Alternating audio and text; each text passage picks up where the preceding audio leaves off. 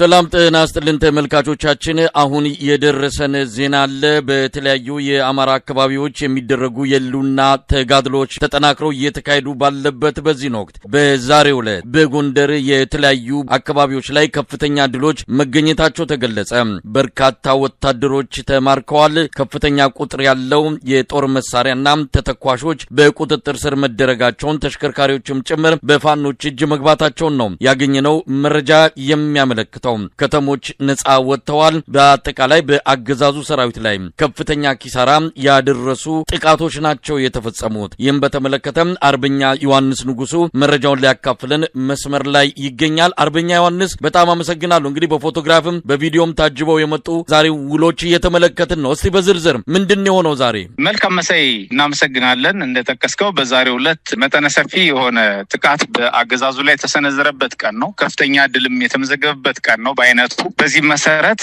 ቀጥሎ ማቀርባቸው መረጃዎች የአማራ ፋኖ ብሔራዊ ንቅናቄ የህዝብ ግንኙነት መምሪያ ስር ተጠቃለው የቀረቡ መረጃዎችን ይሆናል ይህም ማለት በጎንደር ጠቅላይ ግዛት እንዲሁም በአፋብን በላይ እዝ መዋቅሮች በሁለቱ እዞች ጥምረት ሶስት ኮሮች ተጣምረው ያደረጉት አውድውጊያ እንደመሆኑ ከድርጅቱ የተጠቃለለ መረጃ የማቀርብ ይሆናል በዚህ መሰረት ዘመቻ አርበኛው ባንታባተ ሁለተኛ ዓመት መታሰቢያ ከራስ ጋይንት እስከ ደራ ሐሙሲት ሰፊ ቀጠና የሸፈነ አውድውጊያ ተደርጓል በደቡብ ጎንደር ቀጠናና አዋሳኞች የሚንቀሳቀሱ የበላይ ዘለቀ እዝ የጎንደር ጠቅላይ ግዛት እዝ እንዲሁም የምኒልክ ኮሮች በጋራ ቅደው ዛሬ አነጋግ ላይ የጀመሩት ውጊያ ጠላት በደቡብ ጎንደር ቀጠና ያሰማራውን ሰራዊት ሙሉ በሙሉ በመደምሰስና ሎጂስቲክሱን በመማረክ በድል መከናወን ተችሏል በራስ ጋይንት ንፋስ መውጫ ከተማ በጉና በጊምድር ክምር ድንጋይ ከተማ በፋርጣው ጋሳኝ ከተማ እና በድራ ሐሙሲት ከተማ የተከማቸውን የጠላት ሰራዊት ነው እንግዲህ ቆሳቆስን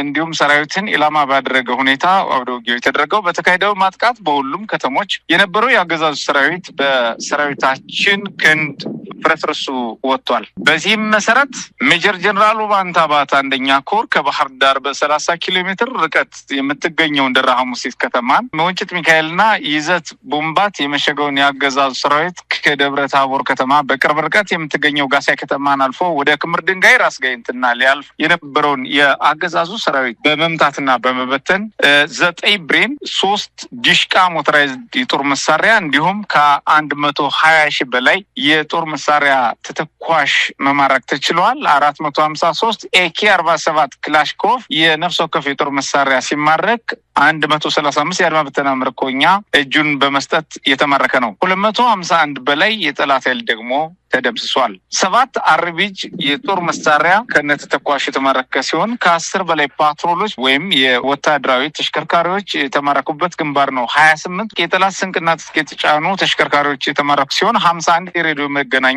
በዚህ ግንባር ከተማረኩት መካከል ሲሆን በርካታ የጭስ ቦምቦችና ሌሎች ወታደራዊ ቁሳቁሶችም በስፋት ተማርከዋል አፋብን ጎንደር ጠቅላይ ግዛት እዝ 206ኛ ከፍ ያለው ደሴ ኮር ንፋስ መውጫ ከተማና ጉና በጌምድር ክምር ድንጋይ ከተማ ላይ ወታደራዊ ጥበብ የተሞላበት የከተማው ውጊያ በማድረግ ጠላት ላይ ከፍተኛ ምት ማድረስ ተችሏል በዚህ የተሳካ ኦፕሬሽን ደግሞ በጎንደር ጠቅላይ ግዛት እዝ ስር 3 ዲሽቃ 10 ብሬን 500 በላይ ክላሽኮቭ የነፍስ ወከፍ የጦር መሳሪያ የተማረከ ሲሆን 65 ቃታ ብረቶች ተማርከዋል 13 አይኮም መገናኛ ወታደራዊ ሬዲዮዎች የተማረኩ ሲሆን አንድ ኤፍኤስአር መኪና እንደዚሁ ደግሞ ሌሎች ተሽከርካሪዎች ፓትሮል አነስተኛ ተሽከርካሪዎች ተማርከዋል ከ100,000 በላይ የተለያዩ ተተኳሾችን የተማረከበት ጦር የተሰበረበት የጠላት መጋዘን ሙሉ በሙሉ በቁጥጥር ስር የገባበትና የጠላት ትጥቅና ስንቅ የተማረከበት ግንባር እንደመሆኑ ከ100 በላይ ደግሞ የአድማ በታኝ ተብሎ የሚገለጸው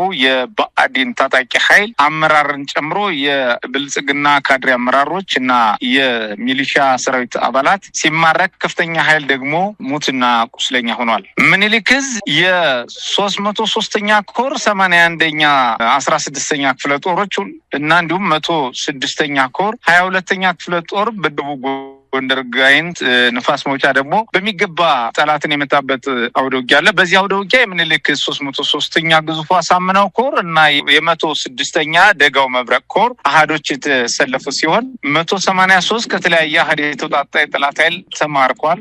አንድ ብሬን 2468 የብሬን ተተኳሽ እንዲሁም 151 ክላሽንኮቭ የነፍስ ወከፍ የጦር መሳሪያዎች ተማርከዋል። 8780 የክላሽ ተተኳሽ እንዲሁም 267 የእጅ ቦምብ የተማረከበት ግንባር ነው። በርካታ የደረትና የወገብ ትጥቅ እንዲሁም ወታደራዊ አልባሳት የተማረከ ሲሆን ከ200 በላይ የአድማ ብተና ፖሊስና ሚሊሻ በተመሳሳይ እጅ ለመስጠት ፈቃደኛ ያልሆኑ ተደምስሰዋል። በአጠቃላይ ዛሬ መጋቢት 9 2018 ዓ.ም እስካሁን ድረስ በተካሄደ አውደ ውጊያ 6 ዲሽቃ ወይም ሞተራይዝድ ትጥቅ የተማረከ ሲሆን 20 ብሬን እንዲሁም 1104 ክላሽኮፍ የነፍስ ወከፍ የጦር መሳሪያ ተማርኳል። 15 ፓትሮል አነስተኛ ወታደራዊ ተሽከርካሪዎች የተማረኩ ሲሆን 29 በላይ ደግሞ ሌሎች ተሽከርካሪዎች ገዘፍ ያሉ ተሽከርካሪዎች እስከ ጭነታቸው ተማርከዋል። ከ500,000 በላይ ተተኳሾች የተማረኩበት እንደዚሁም ደግሞ 64 መገናኛ ሬዲዮዎች 65 አብራራው ወይም ቃታ ብረት የጦር መሳሪያ የተማረኩ ሲሆን ከ500 በላይ የእጅ ቦምቦች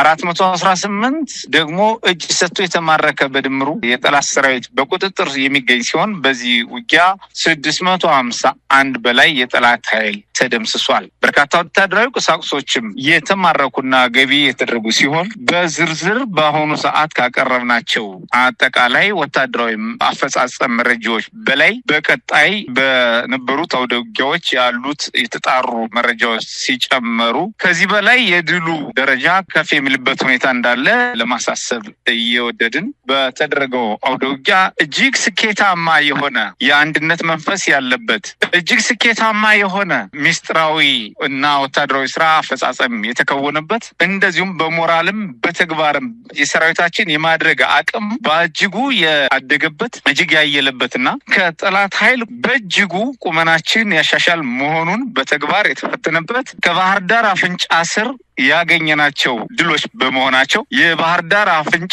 ስር የተገኙ ውጤቶች ያገዛዙን በአማራ ላይ ያለውን ተጽዕኖ ወደ ዜሮ ያወረደ መሆኑን ያስረገጡ ወታደራዊና ፖለቲካዊ ድሎች ነው እየተገኙት። በተጨማሪ የጠላት አመራሮች የተመቱና የተያዙት ማንነት እየተረጋገጠ በቀጣይ መረጃዎችን የምንሰጥ ይሆናል። በዛሬው ዕለት ለተከፈለው ዋጋ በሜጀር ጀነራል ውባንታ ባተ 2ኛ ዓመት ሙት ዓመት መታሰቢያ በተደረገው አውደ ውጊያ ለተገኘው ድል ላስተባበሩ መሪዎችና ለተዋጋው ሰራዊታችን እንዲሁም ለአገዘው የህዝባችን ክፍል በሙሉ በዚህ አጋጣሚ ምስጋና እያደረስን ሰራዊታችን ምኒልክ ዕዝም በላይ ዕዝም እንዲሁም የጠቅላይ ግዛት እዞች በጋራ ያደረጉት ወታደራዊ ኦፕሬሽን እጅግ ስኬታማ ሆኖ አልፏል። መሳይ በጣም ነው የማመሰግነው አርበኛ ዮሐንስ ንጉሱ። እንግዲህ በቪዲዮም በፎቶግራፍም ጭምር ነው አሁን ያቀረብካቸውን መረጃዎች በማየት ማረጋገጥ የሚቻለው። ግን ምን ማለት ናቸው እነዚህ ድሎች? ከተሞችን ነጻ ያደረጋችሁት በእጃችሁ ይገኛሉ። ምናልባት በእነሱም በቀጣይ ምን ልታደርጉ እንደምችሉ እንደ ከዚህ ቀደሞቹ አስተዳደር ተክላችሁ የራሳችሁን ማለት ነው የምትቀጥሉበት ሁኔታ ነው የሚኖረው። የማረካችኋቸው መሳሪያዎችንም በተመለከተ እናንተን የበለጠ በትጥቅና በስንቅ እንድትደራጁ የሚያደርግ እንደሆነ ነው አሁን በግለጽክልን ዝርዝር መረጃ መሰረት የተገኙት የጦር መሳሪያዎች ተተኳሾች ቀላል የሚባሉ አይደሉምና እንደው ምን ማለት ናቸው ድሎቹ? የእናንተን ኃይል በማጠናከርና የአገዛዙን ሰራዊት በማዳከም በሁለቱ አንጻር እንዴት ይገለጻል? መልካም። የመጀመሪያው ቦታ ከመቆጣጠር በላይ ቦታ ሊይዝ የሚችለውን የጠላት ኃይል ማፍረስ የመጀመሪያው ስኬታማ ተግባር ነው። ምክንያቱም ኃይሉ ከተመታበት ገዥ መሬቶችንና ከተሞችን ቦታዎችን ሊቆጣጠር ሊገዛና ሊጨፈጨፍ ስለማይችል ቁመናውን የማዛባት አንድ ከተማ ከማስለቀቅ በላይ ሁለት ከተማ ከማስለቀቅ በላይ የሆነ ወይም ደግሞ ወታደራዊ ምሽጎችን ከማስለቀቅ በላይ የሆነ ወታደራዊ የድምሰሳ አፈጻጸም ነው እየተከወነው። ይህ ማለት አጠቃላይ ቁመናውን በሌሎች ቀጠናዎች ሊያደርግ የሚችለውን መስፋፋትና ንቅናቄ የጠላትን ንቅናቄ ተስፋና ሁኔታ ቁመና በእጅጉ የሚያዛባና የጠላትን ኃይል በአማራ ምድር የሚያደርጋቸውና ያቀዳቸው እንቅስቃሴዎች ከማድረግ የመጨረሻ ተስፋውን አሟጦ የሚያፈገፈግበት የሚፈርስበት ሁኔታ ያረጋገጠ ወታደራዊ ግዳጅ አፈጻጸም እንደሆነ ማየት ይቻላል። በተጨማሪ ከፍተኛ የሎጂስቲክ አቅም የተገኘበት እጅግ በርካታ አስፈንጣሪ አቅሞች ከጠላት ትከሻ የተማረኩበት አንድነታችን ማጽናት የተቻለበት ፖለቲካዊም ወታደራዊም የሎጂስቲክ አቅምም ከፍተኛ ጠቀሜታ ማግኘት የተቻለባቸው አውደ ውጊያ ውጤቶች ናቸው ማለት ይቻላል። መሳይ እነዚህን ድሎች መነሻ በማድረግ የአብይ አህመድ አገዛዝ ፖለቲካዊ መዋቅሩ የተዳከመበትና በወታደራዊ ኃይል ብቻ ስልጣኑን ለማስጠበቅ እየተንገታገተ እንዳለ ያለፉት 2 ዓመታት ምስክር ሊሆኑ ይችላሉ። አሁን ወታደራዊ አቅሙም እየተዳከመ ነው። የጥምር ኃይሉ፣ የሚሊሻው፣ የአድማ በታኝ፣ የመከላከያ ሰራዊቱ በጥምረት ሌላም የፌዴራል ፖሊስም እንዳለ ነው እንግዲህ ከምርኮኞቹ ቪዲዮ ላይ ፎቶግራፍ ላይ ተመለከትኩት። እነዚህ ወታደራዊ ኃይሎች በአሁን ሰዓት ቁመናቸው ምን ይመስላል? እንደምንሰማው ሚሊሻው ነው በብዛት ለአብይ አህመድ የፊት ለፊት ግንባር ሆኖ እየተዋጋ የሚገኘው። በዚህ ረገድ እናንተስ የምትሰሩት በባለፈው ጥሪ አድርጋችኋል። አሁንም እንደምናየው ፊት ለፊት የሚዋጉት ከፍተኛ መስዋዕትነት እየከፈሉ ያሉት ለአገዛዙ እነዚሁ የሚሊሻ ኃይሎች ናቸው። እንደው በዚህ ረገድ በቀጣይ የምትሰሩት ስራ አለ ወይ? በጥቅሉ የዘረዘርካቸው አብይ አህመድ ጥምር ጦር ብሎ ያደራጃቸው ኃይሎች ናቸው። በዓላማና በግብ ደረጃ ህዝባችን ለመበደል የጋራ ስምምነት እንዲኖራቸው ተደርጎ የተደራጁ ናቸው።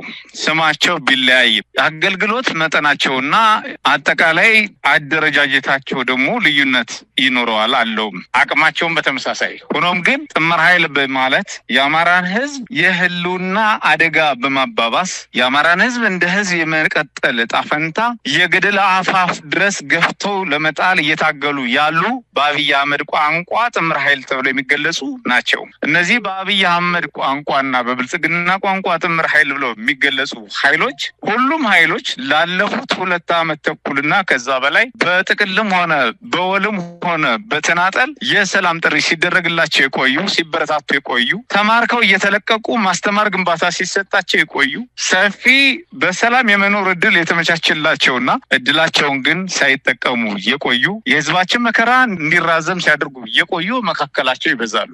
ይህ ማለት ግን ተገደው ዓላማቸው ሳይሆን ሁኔታዎች አስገድደዋቸው ደግሞ አብረው የቆዩ ስላሉ በጥብቅ ወታደራዊ ማስገደጃ አማራጮች ወይም ልዩ ልዩ ጥቅሞች ተታለው የቆዩ አሉና እነዚህ አካላት በተደጋጋሚ ጥሪ ተደርጎላቸዋል። በተደጋጋሚ 2-3 አማራጭ ቀርቦላቸዋል። አሁንም 2-3 አማራጫቸውን ተጠቅመው የአብይ አህመድን ሴራ እንዲያከሽፉ እንደዚሁም ደግሞ ራሳቸውን እንዲያተርፉ ጥሪ ማድረግ እንዳለብን እናምናለን። በጥቅሉ ግን የመሸ ቢሆንም ፈጽሞ አልጨለመምና አሁንም እድላቸውን እየተጠቀሙ ያላቸውን አማራጭ ቤተሰባቸውንም ሆነ ፋኖን በማናገር በአካባቢ የሚኖር ማህበረሰብ ጋር ፋኖ እንዲያገናኛቸው በመነጋገር ከዚህ ከመሸነፍና ከመደምሰስ ማያልፍ አገዛዝ መዳፍ ውስጥ ወጥተው አንድም ራሳቸውን እንዲያተርፉ፣ ሁለትም የአገዛዙን ሴራ እንዲያከሽፉ ጥሪ እናስተላልፋለን። በጣም ነው የማመሰግነው አርበኛ ዮሐንስ ንጉሱ። እንግዲህ ዛሬ የተገኙ ድሎችን በተመለከተ ላቀረብክልን ዝርዝር መረጃና